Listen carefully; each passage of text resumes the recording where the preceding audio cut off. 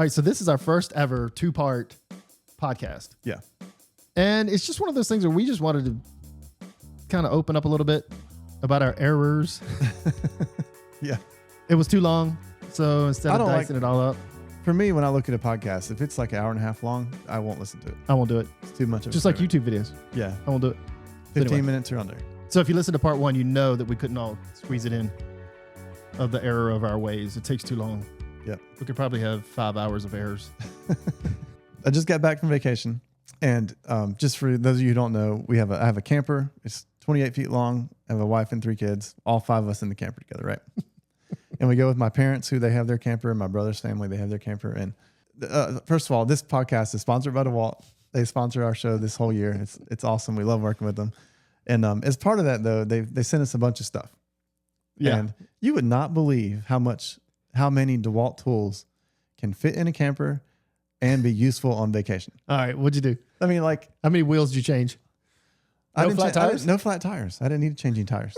No flat tires. But I did. I had this blower that I didn't know it had this attachment on it that would blow up floats to like getting out in the ocean. It was like, it's the most awesome thing. So like, we're like blowing up all these things to, take out in the ocean. And then, there's a cruise line at night where you drive down and you high five everybody. Oh yeah. With the golf carts. Yeah. Everybody in the campground has a golf cart. And at night the kids go on like the main street and they go back and forth and they high five each other. So they had like the DeWalt Bluetooth radio. I'm trying to think of what else.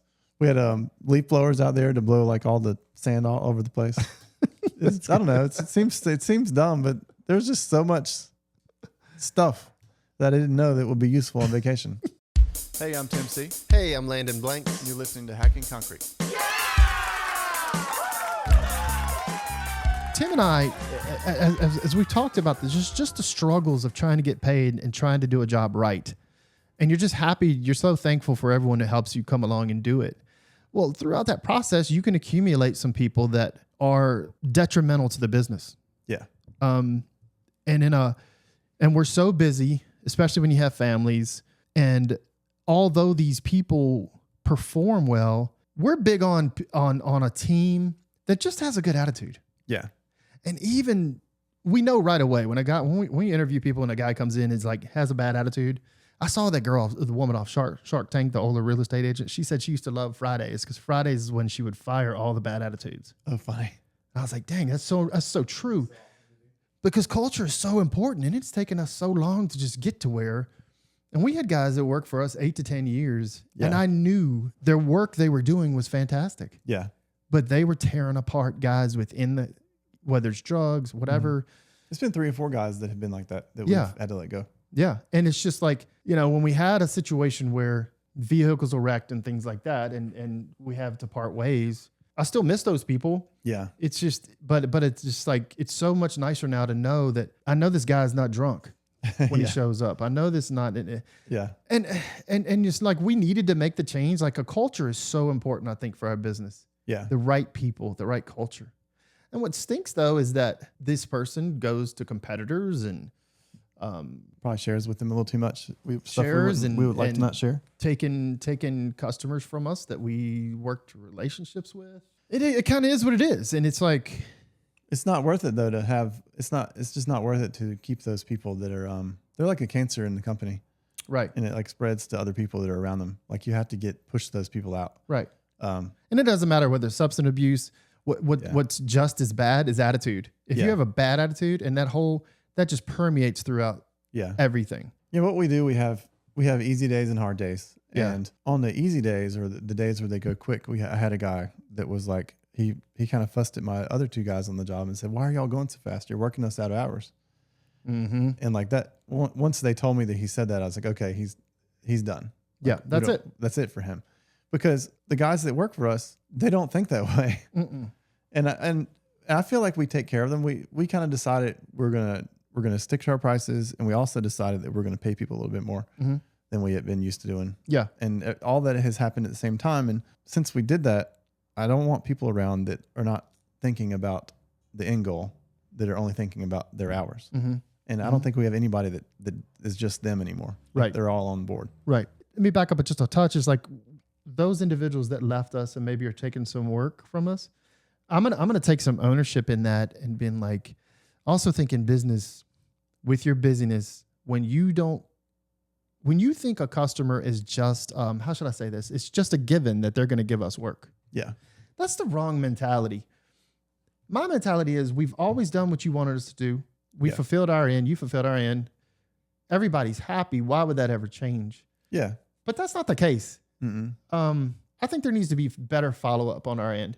I think there is too. I mean, I don't know why we assume that people always will just call us every time. Right. That's an arrogance that's not because again, and why did not call that person say, hey, there's some things we could have done better on. Yeah.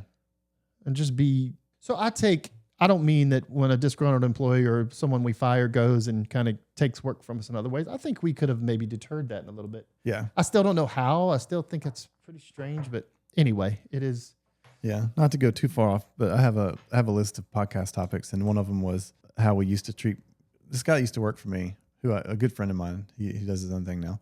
He used to tell me, he was like this, always give me business advice because he had a business before he worked for me, and he told me that we should always treat our customers like the cops. Tell them as little as possible, try to stay away from them, try to get stay off the radar. And I kind of lived by that for a little while. Like we would finish a job and I would leave the bill and I would kind of go, and I would never. I wouldn't call him. I wouldn't talk to him. I don't know what you think of the job. Either send me a check or call and complain. One of the two is your only options. And I don't do that anymore. Like I actually call people up now. I've just started that. I'll call them and say, well, what do you think? What do you think of the job? How do we do? And people usually don't have anything bad to say. Right. But for 20 years, I was scared to death to do that. Yes. So I don't know why. Let me back up a second though about what you said. I do tell our guys when I'm not around, that still needs to be that way. Yeah. For this reason, like they're not aware of all the conversations and emails we've had. And so if something happens to where it's, oh yeah, we can come knock that out. Maybe it's that extra 40 or 50 square feet. Yeah. And it wasn't talked about. And then it always needs to be, hey, you should probably check with Tim. Yeah. I mean, our guys, I agree with that. Yeah. I just meant for me personally though, I feel like you and I both should probably do more than just send an invoice and not say anything. Correct. Yeah. I'll take ownership of that. I think it needs to be a lot better. We're getting better though. So it's just still this learning. It's still error. So I just right there, I just committed an error. Yeah. And but it's good to be learning through that and constantly just because we all have our strengths and our weaknesses. And so in the first half of the business, like there was always this overarching thing for me, which was if this goes crazy, I don't know how to deal with it. Somewhere in there, when the polished concrete really blew up and we have all this equipment now and we have all these people and all these contacts, it kind of became less daunting if something major happens to redo something. So there's like a switch has been flipped for me for our my willingness to take on projects. And it's partly because you push us so much. Everything changed though once we realized that once we came up with people that could help us solve the issues when they come up, other than just the salesman, And then in addition to that, just having once you have so much work and you have cash flow and stuff like that, it makes, when you have a bunch of jobs going instead of one at a time, it makes the problems smaller. Interesting. I feel like that was like a big change for us once we really got going, that all those issues that I was worried about in the beginning kind of went away. And we've even got, hopefully you'll be producing some crazy videos towards the end of the year about what we got going on. But the new thing we're moving into, you didn't think twice about it. No, that's true. You're like, no, absolutely, we'll go do it. Yeah, we'll get to that in a minute here. But like, yeah, we are totally willing to take on it's going to be a couple $100,000 job. And you and I are like, yeah, let's do it.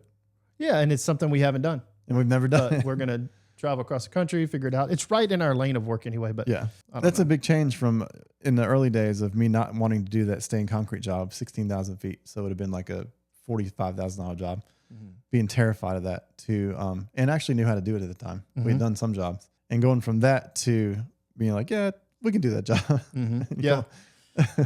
Yeah.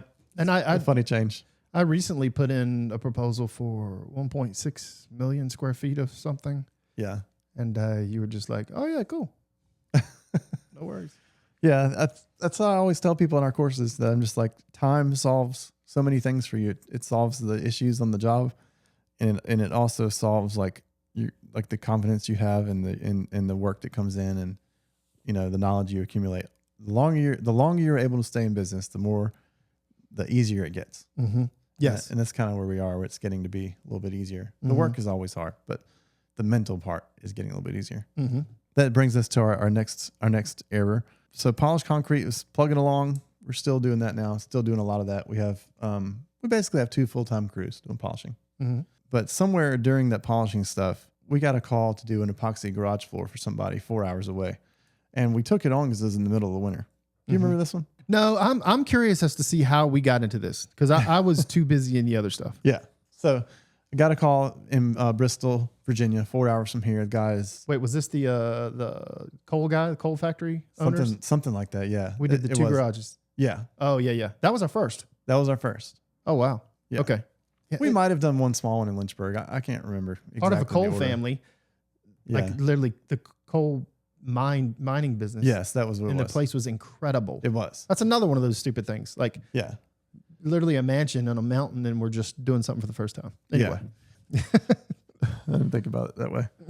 But yeah, so this was early on, and obviously they couldn't find anyone to do this garage floor he wanted to do. He had seen it somewhere. Wealthy people travel the world and they see it somewhere, and they want it in Virginia. So we're the closest thing to that. And I called our local reps in town, and they're like, yeah, we sell stuff to do that. And I said, okay, it's 800 feet. Can you get the material for me and get me all that I need? And they're like, okay, well, you just need to go buy rollers and a squeegee, and I'll get the material for you. So I take the squeegees up there that I bought and the roller up that I bought and all the material. And it's like 100 1-gallon cans. And it was 2 separate garages, and we had done about half of the first garage and used all the material. 4 hours from home. So we're like trying to diagnose like what we did wrong. And the first thing was like, well, what kind of squeegee did you get? So what do you think if somebody tells you you get a squeegee? it's a window If you squeegee. know nothing. I didn't think window squeegee. That's not what I thought. What'd you think? I thought a squeegee like you put down blacktop asphalt with tar. That makes sense. Like that a makes more rubber, sense. a rigid rubber squeegee. I just said that because that's all we use now. Yeah. So, yeah. So we used that and it didn't work. And we went out and bought another kind of squeegee, which is the foam kind, which is really good at getting water off the floor if you're doing acid stain. Or dust with Or dust. Concrete. It does great with dust. So I got that, and that didn't work either. So by the time and then all these cans that we didn't know any better, they sent us these cans. It's usually epoxies mix 2 parts of A to 1 of B. So we thought 2 gallons of A, 1 gallon of B. So we get them there and we open them, and they all like have like this much material in them. Mm-hmm. Well, it turns out that the cans were all like short filled. You mix them together. Each 2 gallons was only a 1 gallon kit. Actually, it was only a 3/4 gallon kit. So we thought we had all this material, and we didn't. And we're 4 hours from home, and we've done 200 square feet, and we're out of material. And Your anxiety was at like 11. Yes. Yeah. And we're like commuting it too. Yes, we were. So that's how we got started into the epoxy world. And same thing. It was just getting advice from, I hate to be so disparaging on them, but getting advice from people who sell products that don't actually do the work and believing them and going out there and failing. Mm-hmm. Mm-hmm. More Now, errors. Do not take this personal if you're listening. Please don't take it personal. Love you. It's just you are forced to sell a ton of product. Yeah. And that is what you are demanded to do so you can provide for your family. Yeah. I don't mean that negative at all. No, I mean, I don't think that, I don't mean to sound so bad about the salesmen. It's really not their fault. I mean, I talk to salesmen all the time, and they do provide us a ton of insight, but just in that moment though, it was a situation where they didn't. Yeah. And we were on the hook for it. We figured it out though, like we always do. Took us some time and took about 10 trips on a 4-hour drive each way to do the job. So, but that was a major turning point in your life. Yeah. Like your life took a crazy direction. It did. Yeah. From that. And you weren't, there's no way you expected that. No, that was the end of the stamped concrete and concrete overlay for us for a while, because that overlay stuff had gotten to be so diluted with so many people doing it. And then we have this new thing and we're getting calls out of the woodworks to do it. And this was like 12 or 13 years ago, maybe 15 years ago. It was a long time ago.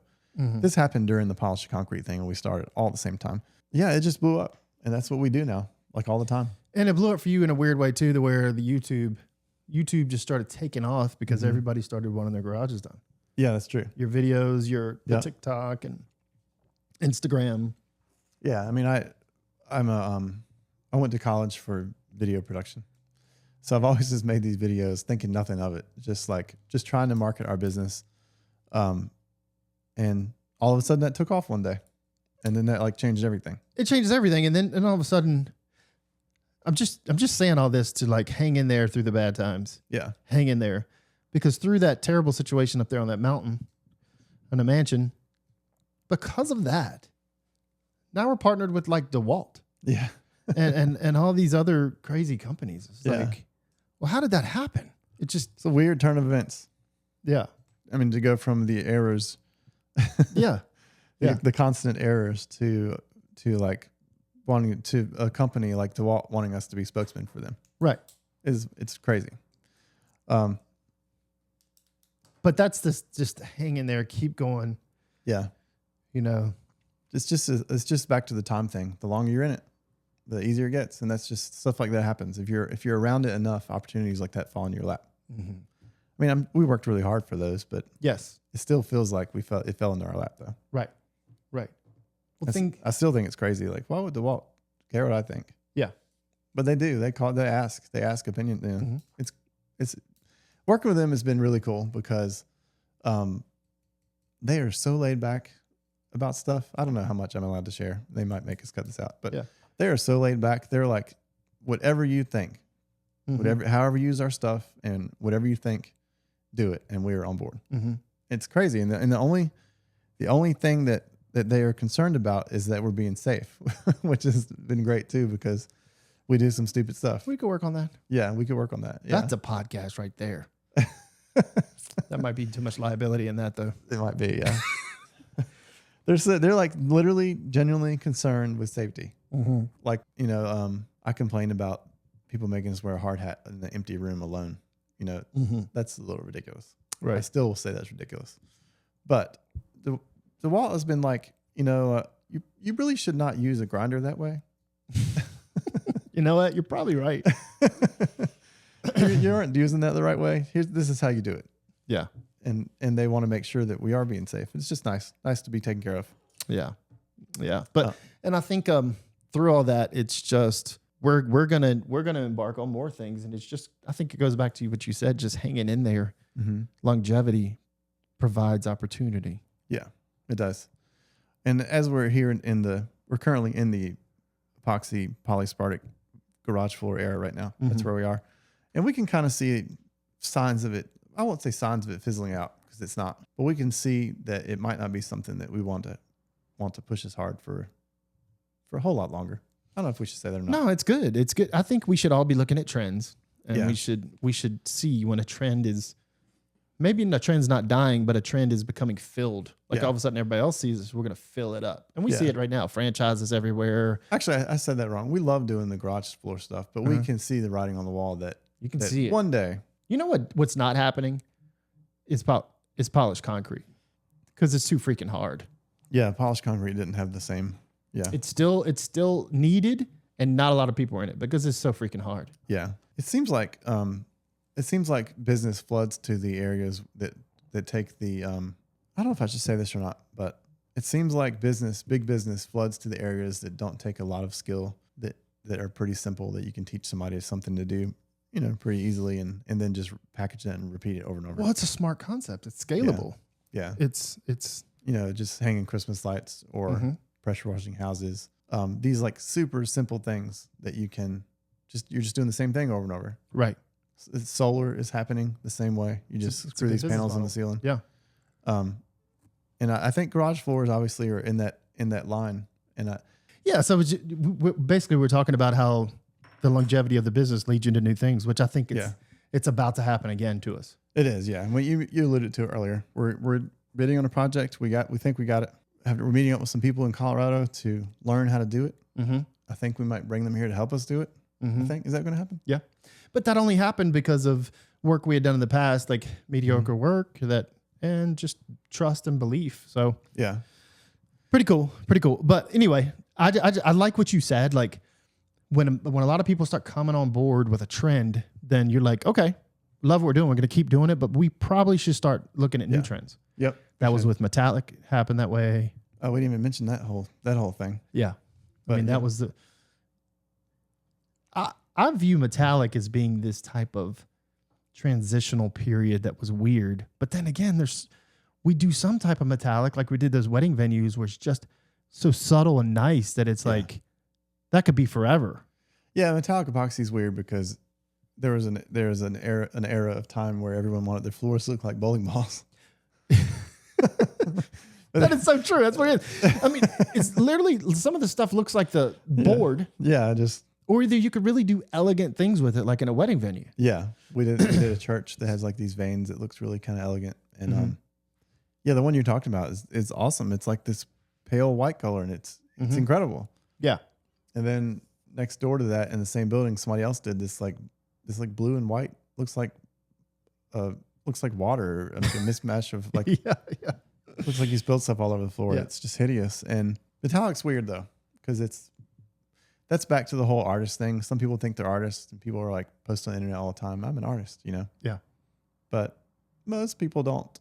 Most people don't want you to do artwork on the floor. You know what I've noticed? You know, we go to some of these trade conferences, and it's always that same guy that's doing the carving. Yeah.